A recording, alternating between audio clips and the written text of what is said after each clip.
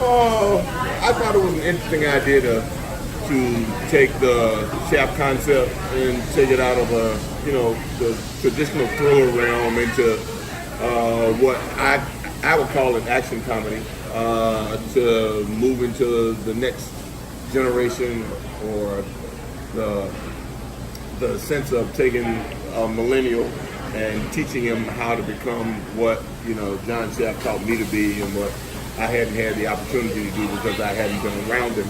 But when he comes around me, what it means to be a Shaft and how to make that work in this time and place. And Richard, for you as the OG of this crew, how does it feel to be a part of now the third installment of this cultural franchise, and see sort of where it evolved from blaxploitation in 1970 to 2019 to what it is now? Well, this film goes to a totally different level. And first of all, I'm proud to be a part of it after so many years, and the fact that I see this as a totally different level. The humor, the relationships melding together, my grandson hanging with my son, that's all beautiful stuff that people need to see. A lot of people are aware of the Shaft character, what it represents, but to see it come together in 3 generations, that's a beautiful thing. How much of a compliment is it to the work that you did back then to know that this character has persevered long enough that there's enough interest to make not just 1 but 2 other movies after the original run? At this point in the game, and it has legs, I'm ecstatic. I mean, hanging out with these guys and having fun and knowing that this character lives on, it's a beautiful thing. Well, the character lives on for a lot of different reasons. I mean, number one, he was our first, sort of mythological hero. A guy that made you want to be him in real time. You wanted to be that cool guy. You wanted to be a sex machine for all the chicks. You wanted to dress like he did. You wanted to be able to talk like he did. And hopefully you were as brave and as manly as Richard, presented himself to be. And then you have the timelessness of Isaac Hayes and the music. Everybody's parents played that Isaac Hayes album.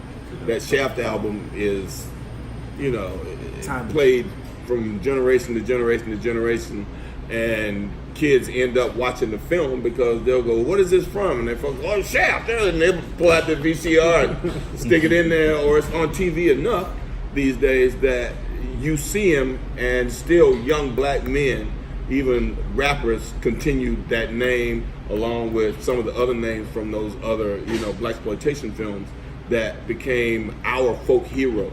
And Richard is at the top of that folk hero list. John Shaft That's will what I was always trying be to say. that guy. I have a question for all of you. Do you feel like you have to work in New York to become, get big within entertainment and sports? No, I don't think you have to work in New York to get big in entertainment and sports. I mean, New York is a character all of its own, though. So when you incorporate New York into something, especially something like Shaft, it becomes a whole different ballgame. We shot the majority of this film in Atlanta, but it felt entirely different when we got to Harlem. It was nice for my character to have a discovery process of like becoming a Shaft, and it was nice for the moments, those major moments of being Shaft happened here in New York. Because it wasn't until I got here and I put the coat on that I felt like, all right, now like I made it. You know what I mean? It was just one of those things. New York was an important training ground, and it still is in terms of who you want to be as an artist or as an actor. If you want to craft yourself and learn what it means to, work, create a character, show up every night on time, hit it. Are you any good? Are you good enough to make a live audience react to you? All that stuff happens here. But when I first got here in '76, way before your imaginable time, the only thing that they shot in New York City was Law and Order and The Cosby Show. Everything else was done in New York they did Spencer for Hire in Boston. I used to go to Boston once a year and get killed by Spencer Hall, and do that. But the media concentration wasn't here, and then they started doing New York Undercover, so people got a little piece of that every now and then. But basically, you had to go to L.A. to work, or wherever they were shooting movies in other locations. But New York was not a media unless you want a soap. So you came here if you wanted to prove yourself as an actor. You tried to get on a Broadway show, off-Broadway show. During my time here, when we were doing a Soldier's Play, Denzel left, started doing St. Elsewhere, and then he started doing movies. Then Morgan left and got Street Smart, and Alfred Woodard left, and Fish left, and Wesley left. People were getting plucked out of the group to go and do what they did. And you just knew if you were in the right place and the right people. I mean, I look around now and I see a lot of the guys that I worked with, or walked from audition to audition, or took the train with, or pooled our money to buy food. They're successful. There are a lot of guys who aren't so successful that are still doing the same things we did before. They're still going to auditions or doing bit parts and things, but there are a lot of guys who are those guys who became crafty, got to California, people found them, and when you find those people, they're so good and they create such memorable characters that people tend to keep using them and they continue to work. This question is for all of you. And I really liked the way that each character, of course, represented three different sensibilities of how it is to be a man, but I also see how it represents three different sensibilities on how it is to be an effective man. Though each of you are a shaft, you are effective in your own right. Could you speak to that, each of you, just a bit, please? Let's start with you. Start with me? Yes. Sure. For me specifically, like, they wanted to tie in what it means being a millennial in a Shaft universe. And to be honest with you, it's almost like a fish out of water. You have this character who is in this city, which is now gentrified, and he's learning so much so fast. He's been sheltered. He's been hidden from this Shaft universe. He doesn't really know his bloodline or his past or where he comes from. And then he kind of gets dropped in the midst of this, and he gets his ass beaten the first 5 minutes, and he's like, well, damn, I don't really know what to do, or where to start, or who to talk to, except I have this insight, this person who can take me there 100%, and I have to go to him. And to be honest with you, my character becomes a man in this movie. Like, he starts off in a pretty decent place. He's achieved a lot. He's successful in his own way, but he does become a man throughout the course of this film, and in doing so, he becomes a Shaft, which is an entirely different level. Now he's a man with a cape, or a man with a coat, or however you want to put it. But he has to learn those things. It's a process. I'm just happy to finally get in touch with my grandson again. I have no worries, fears or anything about my son, because he was always handling his stuff. But when my grandson comes into my life again, man, and to see who he is at the outset,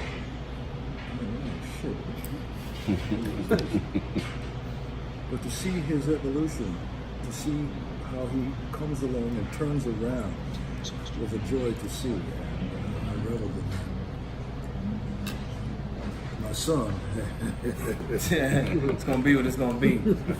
Well, through no fault of my own, I didn't have a chance to be a part of his life. And his mom chose to take him somewhere and to shelter him from what all that means, from that world that Richard created for us back in '71, from that dark, dangerous, sexy, cool Harlem, that informs who you are in another kind of way. And she took him outside that, and not even letting him know what her history was inside that, which is not, pristine.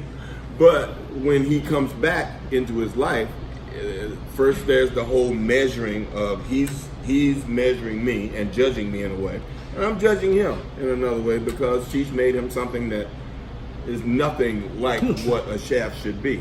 And then you find out that you've already been in the streets using our name, and you put a blemish on our name. You know, we're not together because there's a blemish on our name that I'm still trying to get street justice for. I have to make it right. But now all of a sudden, I got to take you out here and show you what it means to be a chef, what it means to everybody in this community. They have an expectation of who we are. And I have to hold that up. I have to represent Richard in a way, and you got to represent me. So here we go. This is what we do. This is how the chefs operate. We have this going, we have this going, we have this going, and we have these people. But I'm finding out as we go along, okay, the kids got some of us, you know, the gene is there. I just gotta, you know, put some water on it, let it flower, and see what happens, you know. And as we move together, we find a common place. Even though he starts to feel like, well, you just used me to get to this guy. We have to get to this guy. We have to get to this guy because this guy is the reason that you had to go upstate and out of my life, and the reason that your mama, even though she's still hot for me, you can see that, right? You know, you can see that, right? So she still wants to be part of this world, but you know, I gotta let you know what it means to be this. And not only that, where you are, we're proud of you being an FBI dude, and that's great, you know. But if you're gonna work for the man's gotta understand you got terms, that you are better than anything that he thinks. He doesn't even know what he's got. So you can either be with that or you can be with us. But once you find out who we are and what we're about, then life can move on. I mean, there's some very un-PC stuff going on here, but it's generational stuff. So I can say what I say, Richard can say what he says about him or me, I can say what I say about him, and he can correct me. And the fact that I know how to accept it and go, oh, that's what's happening now? Okay, cool. All right, fine. All right, cool. All right, no problem. You know, they do need a better name. Richard, in 1977, John Travolta was given credit for the cool walk as the film starts, Saturday Night Fever. Now, why you got to piss him off? the original cool walk actually happened when you were crossing that street and those cars were going back and forth. How do you feel about the fact that there were more record young men getting ran over because they were trying to walk like John Shaft walking out Madison Avenue? They got to take responsibility for that.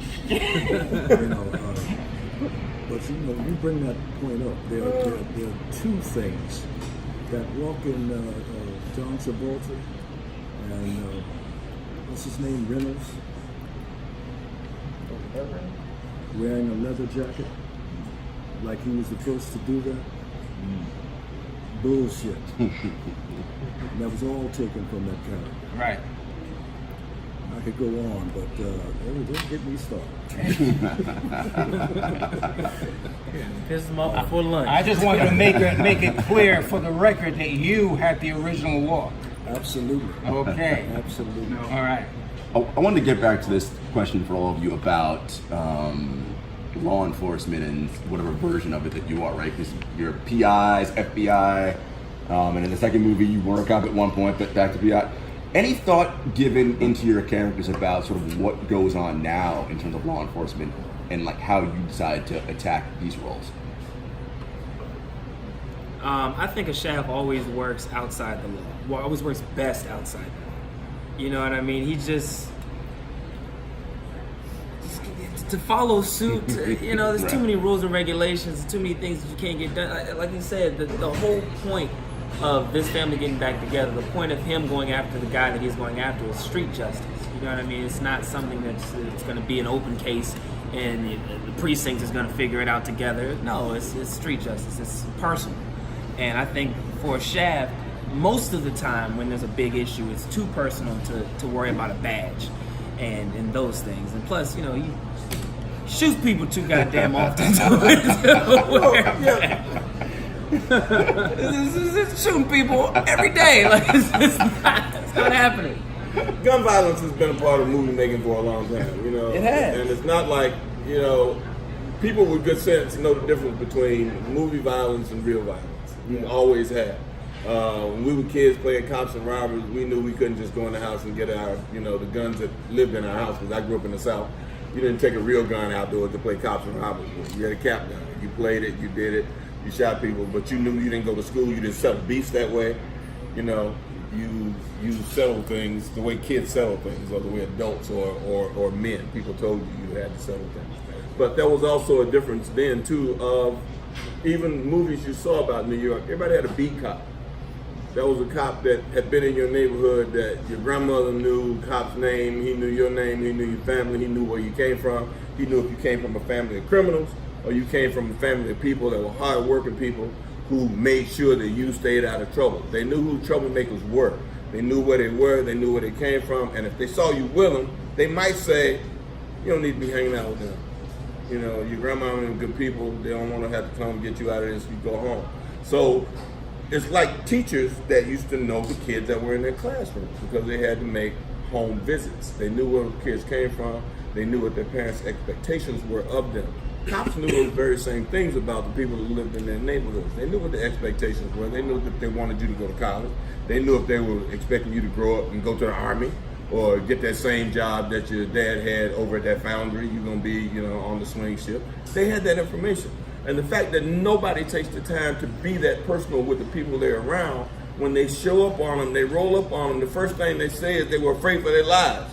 Because you don't know who to be afraid of. You knew who the bad guys were, and you knew who the kids were that were just there. They're just black, they ain't dangerous, you know? But if you don't know who they are, when you pull up on them, you start stuff, or you put your thoughts on that whole situation. And in a Shaft situation, we're like a network of family members that have this connection to this community that's very real. We know the gangsters, yeah, but we know the gangsters that are law-abiding gangsters because there's such a thing. We all knew that. You know, the dudes that collected numbers in our neighborhood weren't the dangerous guys. Yeah, they were gangsters, but they were cool people. They came to your house every day. They came to the house in the morning, got my grandmother's number. They came to the house in the afternoon, got my grandmother's butter and egg number, or they got the stock number, and they came back to pay off, or they came back the next day to get their next 3 pennies, or whatever. But they weren't the dangerous people. Then there were the other people. We had moonshine dealers in my neighborhood. I grew up in the South, so that's different kind of gangsters. You know, house of prostitution, there was this, there was that. But everybody knew who the dangerous people were. We knew who the people were that broke in people's houses. But people broke in people's houses when they weren't home, because they knew people had guns. There wasn't no stick-up kids in my neighborhood, because they might get shot. Because old men carry guns and knives and whatever. So they broke in your house when you weren't home. And we knew who they were. People could go, well, you know, them so-and-so children that break in people's house, you know, it was them. And they knew they could go there and find their stuff. Or they could tell the police, and the police would say, oh, we know who it was, and they would go get it.